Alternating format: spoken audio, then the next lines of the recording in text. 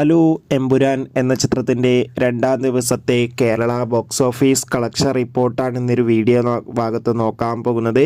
വീഡിയോയിൽ മുൻപേ video like ചെയ്യുക, ചാനൽ സബ്സ്ക്രൈബ് ചെയ്യാൻ വേണ്ടി ശ്രമിക്കുക.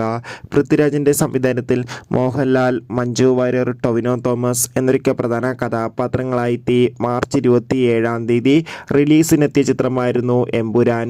ചിത്രത്തിന് രണ്ടാം ദിവസവും മികച്ചൊരു ബുക്കിംഗ് തന്നെയാണ് കേരളത്തിൽ നടന്നത്. അഡ്വാൻസ് സെയിലിലൂടെ മാത്രം രണ്ടാം ദിവസം 8 കോടിക്കടുത്ത് കളക്ഷൻ നേടിയെടുക്കാൻ വേണ്ടി സാധിച്ചിട്ടുണ്ട്.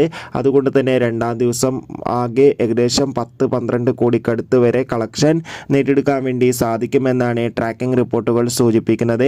എന്തായാലും എമ്പുരാൻ എന്ന ചിത്രത്തിൻ്റെ കൂടുതൽ ബോക്സ് ഓഫീസ് കളക്ഷൻ റിപ്പോർട്ടിനായി നമുക്ക് കാത്തിരിക്കാം.